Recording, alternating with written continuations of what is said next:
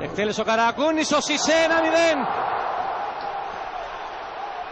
Τρίτη στημένη φάση για τον Παναθηναϊκό με τον Καραγκούνη να σερβίρει τον γκολ και τον Σισέ να κάνει εξαιρετικά την προβολή στο 9-0-1. Παναθηναϊκός στην πρώτη του ανοίγει το δικό του λογαριασμό στη Super League.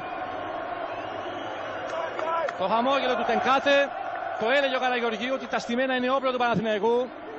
Έδειξε στους παίκτες του τις στιγμές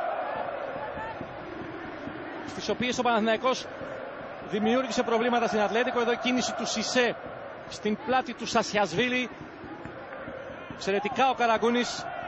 Απλόν καθυστέρησε ο ρέφερ από το Κιλκί στον εργοτέλη στην ανάπτυξή του. Μπιάρσιμιρ, Σαλπιγκίδης.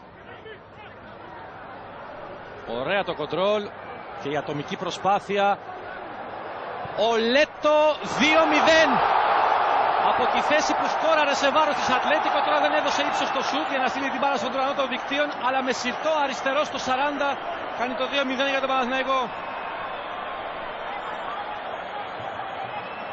Οι παίκτες που ήρθαν με μεταγραφή στους πράσινους σκοράρουν, ο Σισέ στο 9, ο Λέτο 5 λεπτά πριν το τέλος του ημιχρόνου.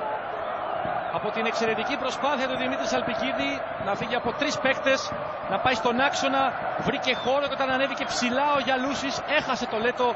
Συρτό σουτ που ενδεχομένως να κοντράρει και να ευνηδιάζει το ζόλ του Πόζα. 2-0 ο Παναθηναϊκός. Όντως κοντράρει η μπάλα και άλλαξε πορεία. Ο Σαλπικίδης πήρε τα εύσημα από τον Χενκ Τενκάτε και τους συνεργάτες του. Να γυρίσει, σηκώθηκε ο Λέτο 3-0. Δεύτερο γκολ του Αργεντινού για πανηγυρική επικράτηση του Παναθηναϊκού στο Ηράκλειο στις καθυστερήσεις. Ο Λέτο επισφραγίζει με 2 γκολ απόψε την εκπληκτική του απόδοση και παίρνει από Καραγκούνη που έφυγε νωρίς από το μάτι λόγω τραυματισμού και Σαλπικίδη τον οποίο έβγαλε για να ξεκουράσει ο Τενκάτε εν ώψη Μαδρίτης στον τίτλο του MVP της βραδιάς. Και γιατί έβαλε 2 γκολ, αλλά και γιατί άλλες φορές έδωσε την μπάλα με τη μία, άλλες φορές την ταλαιπώρησε για να ξεσηκώσει τον κόσμο. Φινάλε στο Παγκρίτιο, ο Παναθηναϊκός βάζει 3 γκολ στον εργοτέλη με Σισέ και Λέτο.